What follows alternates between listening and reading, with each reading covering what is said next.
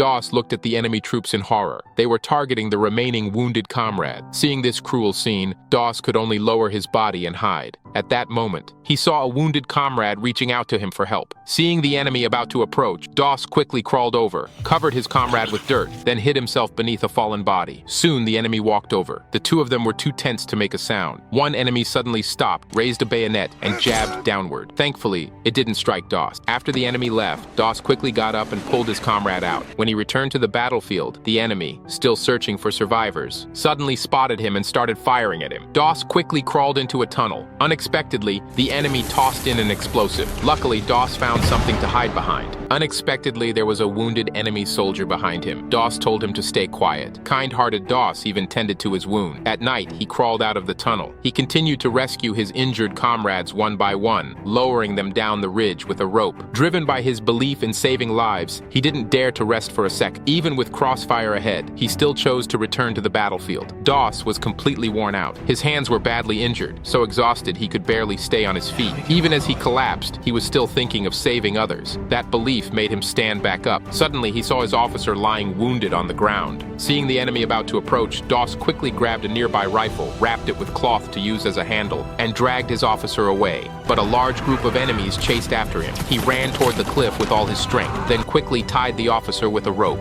lowered him down first, and finally jumped down with another injured soldier. The enemy kept chasing closely, firing in their direction. Comrades at the bottom returned fire just in time. Doss made it to the bottom safely. His comrades were amazed that Doss, all by himself, managed to rescue 75 wounded soldiers. The officer found Doss and apologized, saying he hadn't believed in him during training and hoped Doss could forgive him. Now everyone saw him in a whole new light. When they returned to the battlefield because of Doss's presence, everyone seemed to lose their previous fear, and their fighting spirit grew stronger. They advanced bravely all the way,